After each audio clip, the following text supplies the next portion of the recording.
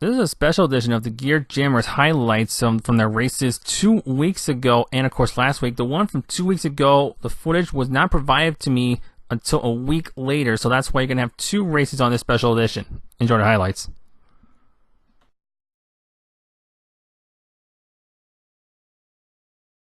Give me fuel, give me fire, give me double time.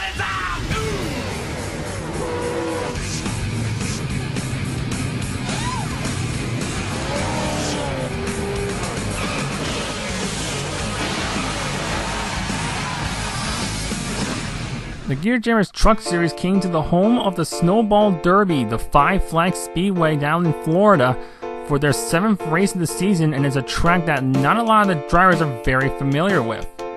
Chris Stump will be on the pole with Brian Dan in the number 2 spot, Jordan Malice, Jimmy Christian, and Justin Ward in the top 5, as the field will work around the Five Flag Speedway for 200 laps of action, but the action early on was more so for carnage. On lap number 3, Jimmy Christian gets loose in 3 and 4. Morton had nowhere to go, and Mike Abbott also did the same thing. Abbott had to turn Morton, and Morton spins gently into the inside wall, and that was the first caution of the race. And then, on lap number 11, Brian Denton, who was running in the top 3, he loses it off of 4 and makes hard contact with the inside wall in the front straightaway, and that'll be the second caution of the race. We get a bit of a green flag run, but unfortunately Jimmy Christian's race got worse. He lost off of 4, smashes the inside wall, and then clobbers Richard Schwind on the left side, and that was the third caution of the race. Then 10 laps later, Tommy Hayes slides up into Jordan Malice, who was battling Mike Abbott for a top 5 position. Malice goes spinning into the inside and gets clobbered by James Wills on lap number 33, and that was the 4th caution of the race. 4 yellows in the first 33 laps. All that carnage was going on. Chris Stump was dominant throughout the first segment, leading all 50 laps. He would go on to win the first segment as they would then make pit stops. On the restart, a few laps later, lap number 67, Brian Dent then made the most of his newer tires, got to the inside and stumped the exit 3 and 4. That's actually the first lead change of the race, believe it or not. Then on lap number 71 was back to the carnage. Mike Abbott lost it off of 4 and smashes the inside retaining wheel, almost similar to what Jimmy Christensen did. And then he almost gets hit by Nicholas Londe Church, a great dodge by Church in the 450. Chris Scout was having a decent run, getting into the top 3, but then he loses it off of 4, lap number 105, and he would make contact the inside wall as well. Turn 4, starting to turn into Calamity Corner. When the restart, lap number 111, Brian Dan was still the leader, but then Chris Stump made a fool of him, went to the inside in turn 1, also on newer tires as well, and he blew by to retake over the race lead on that restart. And then lap number 127, Calamity Corner rears head again. Newcomer Taylor Clinker lost number 4, and again another truck hits the inside retaining wall and would come onto a rest, and he almost got hit by the leaders as well.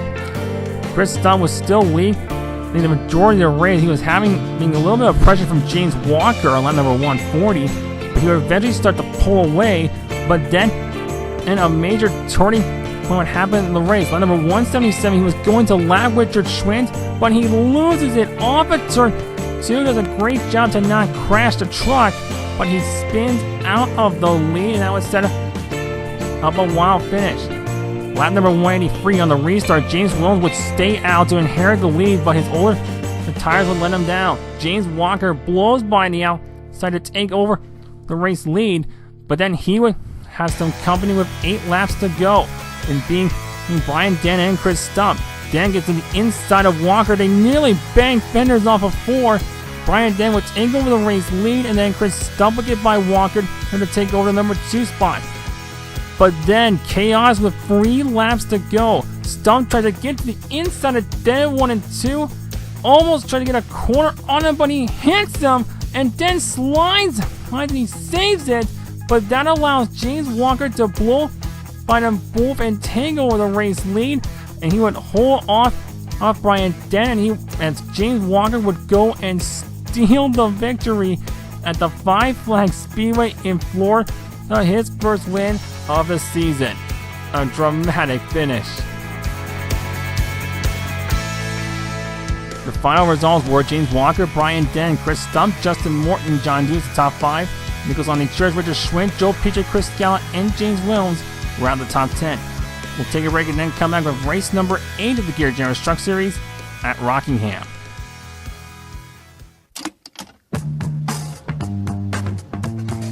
Good morning, Knife. Afternoon, Cap. So, tell me, how's business? Can't complain. Aye, is that a crispy crunch then? Crispy crunch. Might to have a wee bit. Be my guest. Ah! Wicked! No, it's crispy! Crunchy. Right then, dance monkey! Crispy one bite, crunchy the next.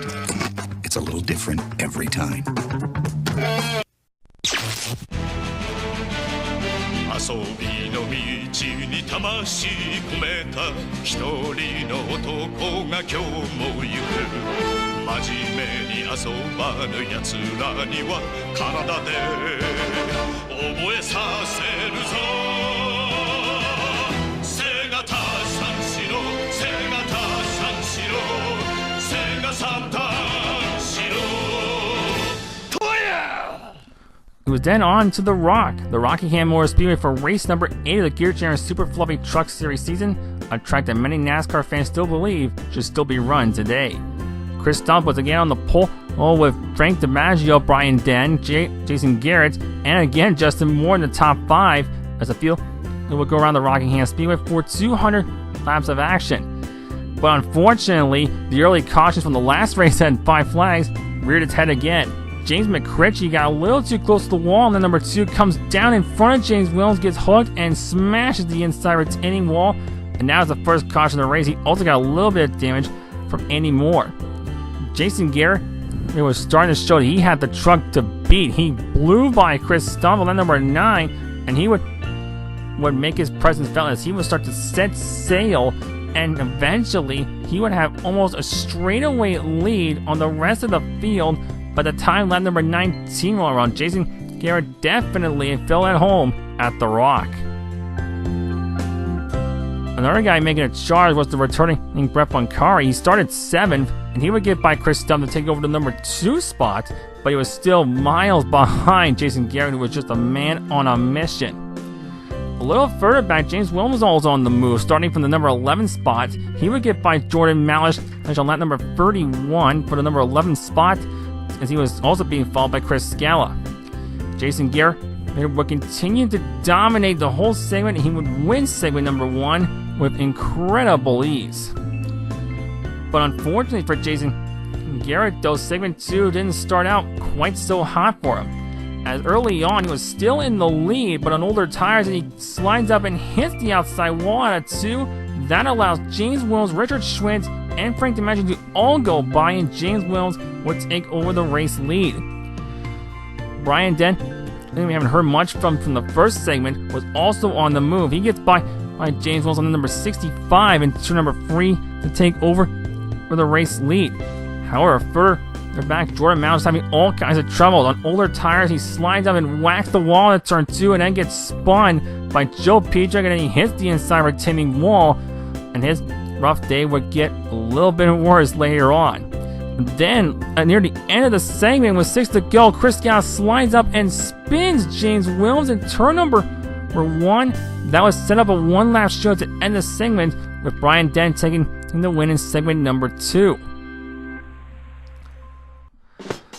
And after they came in for pit stops, Chris Stump would blow by Brian Den, who then whacks the outside retaining wall on number 107, and they would then continue, and then Jason Garrett would start to make his charge back to the front after his little scrape in the wall earlier. He gets by to reclaim the lead off of turn 4 on number 110.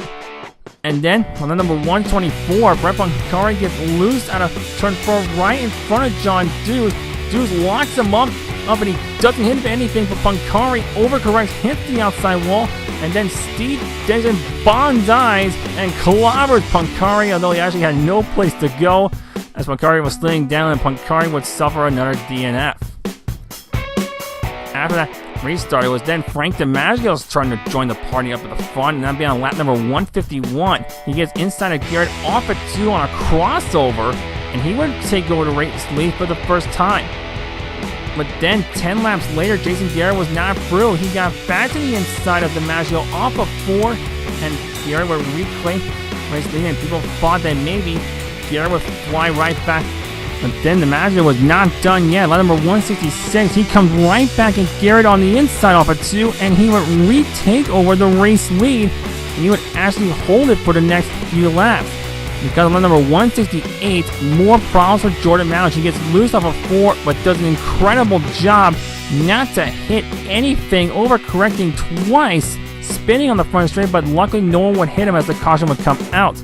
And then late in the going, number 172, there was a free truck fight for the lead. Jason Garrett gets by Frank DiMaggio, and Chris Stump was right there with him. They clears DiMaggio, but then Garrett gets loose off of 4, whacks Stump, and he crashes hard in the outside wall on lap number 185. Disaster for Jason Garrett after an incredible run. And the damage to Stump's truck would be too much as they restart lap number 190. DiMaggio gets back by Stump to reclaim the race lead. But then a lap later, Joe Petrick hits the wall on the exit of turn number 2, gets hooked by series newcomer JT Wilborn, and he would spin on the back straight, and that would be the 7th caution of the race, setting up a 3-lap shootout. DiMaggio was having a little bit of pressure from Justin Morton, but they came out 2-4 to get the 2-to-go signal. He gets a great run off of turn 4, and Morton would not have an answer as DiMaggio would go and pick up the win, winning at Rockingham.